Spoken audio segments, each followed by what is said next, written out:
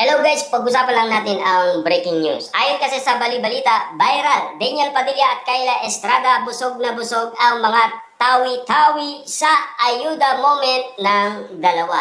Siyempre, busog na busog nga naman kasi kitang-kita niyo naman siguro ang mga kumakalat na bali-balita patungkol umano kina Daniel Padilla at Kyla Estrada na talagang mabubusog ka sa lambingan moment na nakikita ng karamihan, lalong-lalo na ang mga taga-tawi-tawi kung bakit nga naman kasi nakakarating sa atin ang bali-balitang mga ayuda moment na talagang pinag-uusapan ng mga bali-balita na talagang grabe ang ayuda ni Daniel Padilla at Kyla Estradang binibigay sa mga taga-tawi-tawi at bukod sa mga taga-tawi-tawi, siyempre sa mga Dilulo fans na talagang hanggang ngayon ay Dilulo pa rin sa paniniwala kina Daniel Padilla at Kyla Estrada kasi wala pa namang pag-amin. Pero alam niyo naman siguro dahil sa titig ng mga Dilulo fans ang inala nila yung kilig na inahanap nila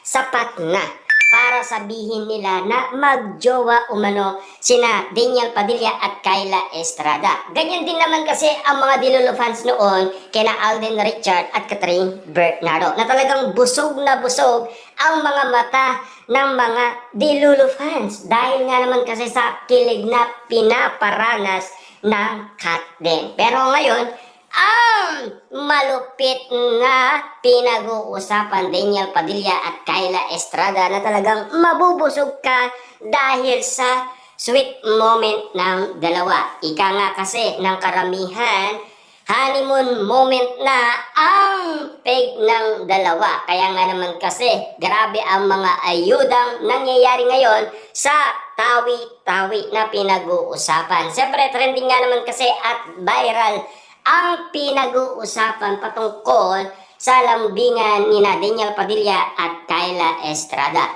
Breaking news nga naman kasi ang nangyayari dahil alam niyo naman siguro abang nangyayari ang sweet moment ni Daniel Padilla at Kyla Estrada, lalong nabubusog umano ang mga Dilulo fans sa kanilang paniniwala. Na alam niyo naman siguro ang iba ay ingat na. Siyempre alam niyo naman siguro kung bakit. Kasi nabudol na sila sa ganyang sitwasyon. Na kailangan din sana ang mga Dilulo fans hanggang laylo muna sa mga bagay-bagay na pinag-uusapan. Pero alam niyo naman siguro mga idolo kung bakit nga naman kasi nagiging Dilulo fans sila dahil sa kilig moment na hinahanap nila. Dahil ang chemistry ni Daniel Padilla at Kyla Estrada ay bagay na bagay. Pero ang dalawa noong 2025, ayaw nila sa isa't isa. Lalo-lalo na si Daniel Padilla, ayaw niyang dikitan si Kyla Estrada. At lalong-lalo na si Kyla Estrada, ayaw na ayaw niya sa isang Daniel Padilla.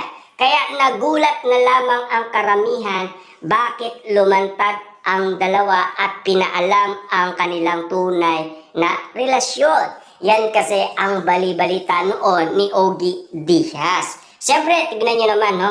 Bago lumabas si Daniel Padilla at Kyla Estrada, na-i-announce muna ni Ogie Diaz yan sa atin. Lalong-lalo na Alden Richard at Catherine Bernardo. Bago mangyari yung kina Alden Richard at Catherine Bernardo, nasabi muna ni Ogie Diaz. Pero ang pagkakataon nga naman, tila nag-boom ang inala umano ng karamihan na ang sinasabi, ika nga ni Ogie Diaz, di ba? Na sa kanyang sinasabi ay nanliligaw umano si Alden Richard kay Catherine Bernardo. Totoo pala ang chismis. Ibig sabihin, makatotohanan pala ang chismis na bulong-bulungan kina Kyla Estrada at Daniel Padilla. Samantalang silang dalawa ay hindi magkaintindihan.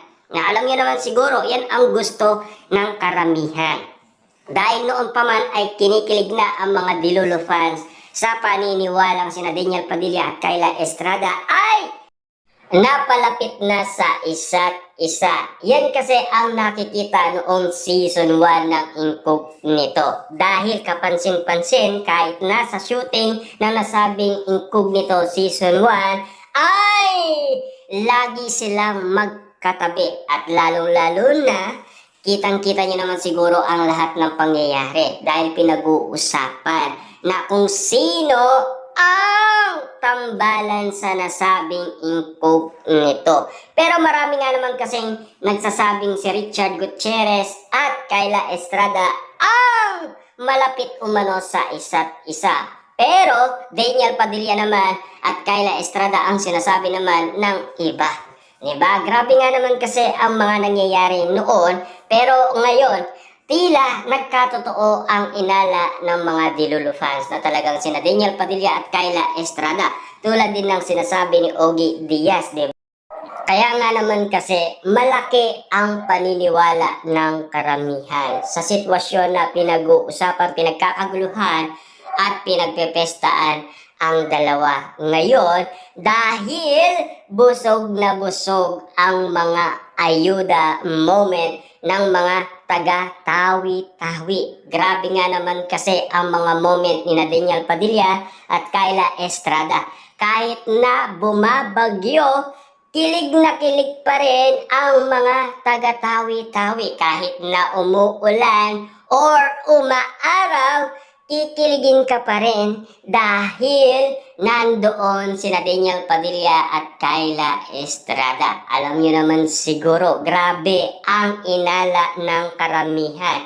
Dahil yan din ang prediction nila sa kanilang paniniwala na talagang nagmamahalan sina Daniel Padilla at Kyla Estrada. Pero ang iba, project lang naman ang pinag-uusapan at baka nagpo-promote ng mga project nila tulad ng teleserye or baka movie. Kaya nga naman kasi napapag-usapan at madalas sila lumalabas. Ganyan din naman kasi ang nangyari kina Alden Richard at Catherine Bernardo. Bago nga naman kasi nagkaroon ng movie comeback. At kung bakit nagkaroon ng pagkakataon makilala muli sina Alden Richard at Catherine Bernardo. Dahil nga naman sa pagkakataon na yon, pumatok ang nasabing movie ng Katden. 1.6 billion kaagad at lalong-lalo na natalo sina Marian Rivera at Dingdong Dantes nina Catherine Bernardo at Alden Richard. Nakabawi nga naman sila, 'di ba? Grabe, talagang napatunayan ni Catherine Bernardo at Alden Richard na ngayon ang pinagkakaguluhan ay Daniel Padilla at Kyla Estrada. Yan kasi ang mga nakikita ng mga Dilulu fans na nakita rin sa mga Katden noon. Kaso nga lang, galit na galit ang karamihan dahil nga nabudol kasi.